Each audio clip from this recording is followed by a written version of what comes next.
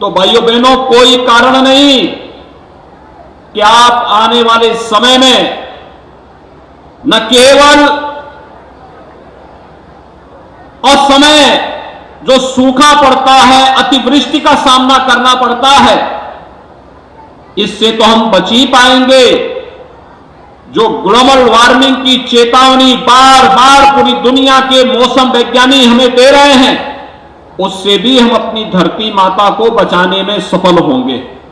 और इसीलिए आज के इस अवसर पर जब वन महोत्सव के इस कार्यक्रम के साथ हम जुड़ रहे हैं, मुझे बताते हुए प्रसन्नता है क्योंकि विगत 5 वर्ष के दौरान हमारी सरकार ने प्रदेश में 100 करोड़ से अधिक वृक्षों का रोपण वन विभाग, प्रदेश सरकार के सभी विभाग और जनता जनार्दन के सहयोग से पूरे प्रदेश के अंदर किया।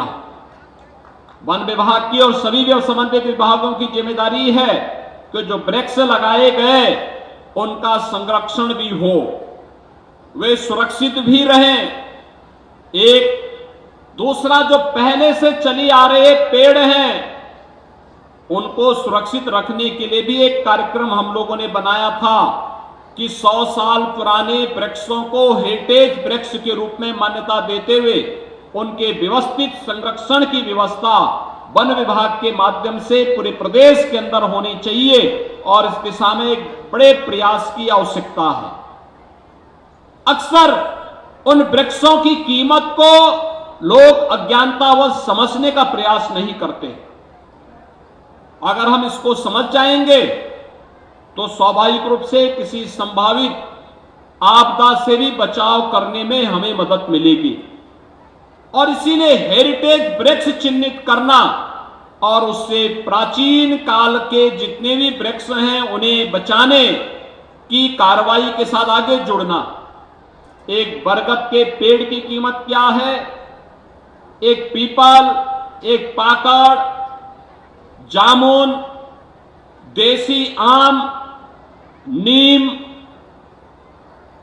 ऐसे अनेक अर्जुन, अनेक ऐसे वृक्ष हैं जिनकी अपनी एक दैवीय उपयोगिता भी है।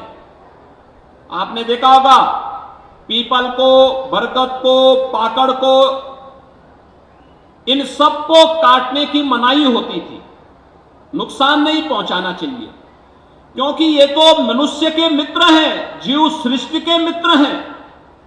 इन पर पूरी जीव परंपरा आधारित है, निर्भर करती है। लेकिन जब मनुष्य अपने स्वार्थ में आगे बढ़ता है तो वह इनको भी नुकसान पहुंचाता है।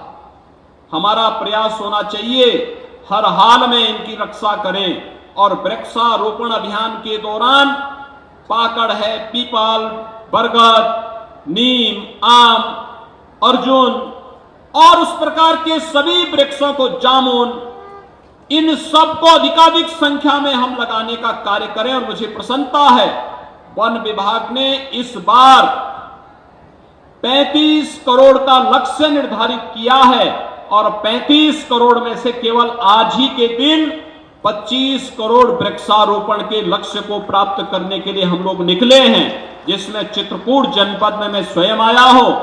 हमारे बाकी प्रदेश सरकार के सभी मंत्रीगण, सीनियर अधिकारीगण अलग अलग जनपदों में जाकर के जनप्रतिनिधिगण, ग्राम पंचायत प्रतिनिधि से लेकर के हमारे माननीय सांसद तक हरेक जनपद में वृक्षारोपण महाअभियान के साथ, वन महोत्सव अभियान के साथ जुड़ करके इस महोत्सव को सफलता की नई ऊंचाइयों तक पहुंचाने का कार्य कर रहे हैं।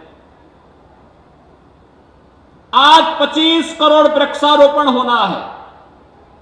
कल और परसों मिलाकर के 5 करोड़ वृक्षारोपण होगा और देश जब आजादी का अमृत महोत्सव 15 अगस्त के दिन आयोजित कर रहा होगा, उस दिन उत्तर प्रदेश के अंदर फिर 5 करोड़ वृक्षारोपण के एक बड़े लक्ष्य के साथ हम कार्य करेंगे, जिसमें हर ग्राम पंचायत में 25-75 वृक्षारोपण के कार्यक्रम को ग्राम पंचायतों के द्वारा रोपित करने के कार्यक्रम आगे बढ़ेंगे।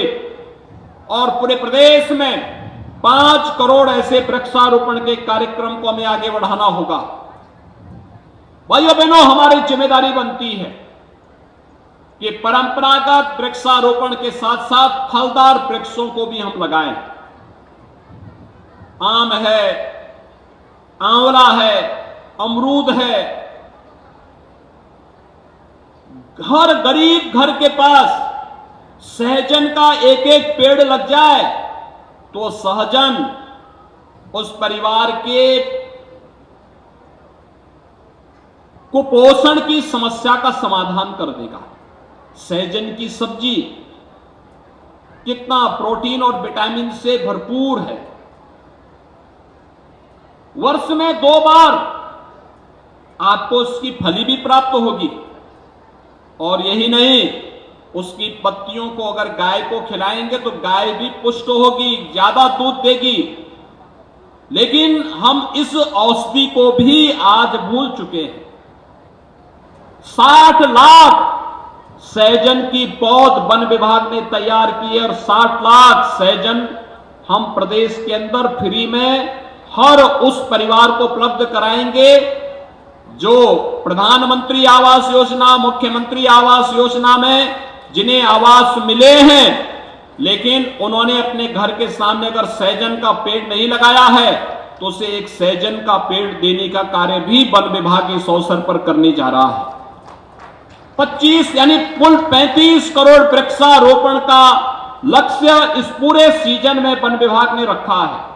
एक बड़ा अभियान है, जन सहभागिता इसमें आवश्यक है, और मेरी आप सबसे अपील है हम एक एक वृक्ष की रक्षा का दायित्व निभाएं। और मुझे प्रसन्नता है कि मैंने यहां पर अभी एक सज्जन को यहां सम्मानित किया जो अब परिवार में उनका कोई नहीं है। उन्होंने अपना पूरा जीवन वृक्षारोपण के लिए और वृक्षों की रक्षा के लिए समर्पित किया है। अभी उनका सम्मान यहां मंच पर हुआ है। आप भी प्रदेश के अंदर परंपरागत रूप से विरासत से प्राप्त इन वृक्षों के संरक्षण के लिए वृक्ष मित्र बनकर के आप भी प्रकृति के मित्र बनने के लिए अपने आप को आगे बढ़कर के कार्य कर सकते हैं। और इसके लिए मैं आह्वान करूंगा कि चित्रकूट जनपद में पूरे प्रदेश के अंदर अधिक से अधिक वृक्ष मित्र बनकर के प्रदेश के वन आच्छादन को बढ़ाने और प्रदेश के अंदर प्रकृति प्रदत्त इस अनमोल उपहार की रक्षा करने के लिए हम सब बढ़ चढ़ करके भाग लेंगे। मैं इस अवसर पर पूज्य संतों से भी इस बात का अनुरोध करूंगा कि हमारा प्रयास होना चाहिए कि हम अब जो फलदार वृक्ष भी लगाएं, हमारा प्रयास होना चाहिए वो प्राकृतिक बागवानी हो। गाय का गोबर और गौमूत्र से जो भी हम उसके माध्यम से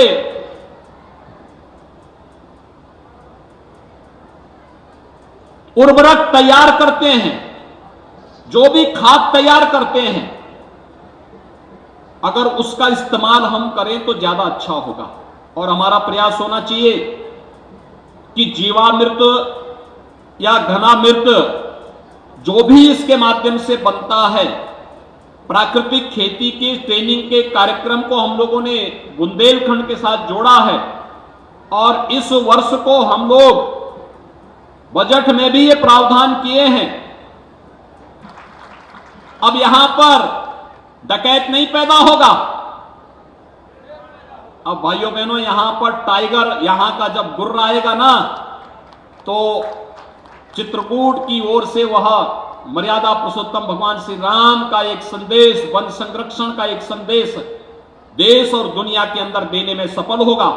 मैं इस अवसर पर एक बार फिर से चित्रकूट के सभी नागरिकों को हृदय से बधाई देता हूं, अपनी शुभकामनाएं देता हूं। वन महोत्सव के लिए पूरे प्रदेश वासियों का अभिनंदन करता हूं और सबसे अपील करता हूं कि उत्तर प्रदेश के अंदर 25 करोड़ की आबादी है, और आज हमने 25 करोड़ वृक्षारोपण के लक्ष्य को भी रखा है। हर व्यक्ति स्वयं अपने परिवार के किसी व्यक्ति के नाम पर, किसी बच्चे के नाम से एक वृक्ष जरूर लगाने का कार्य करे और वृक्षारोपण के इस महाअभियान को आगे बढ़ा करके उसकी सुरक्षा करने की जिम्मेदारी भी अपने हाथों में लेगा। इस विश्वास के साथ वृक्षारोपण महाअभियान के शुभारंभ पर मैं अपनी शुभकामनाएं देता हूं। धन्यवाद। जय हिंद। जय जय श्री राम।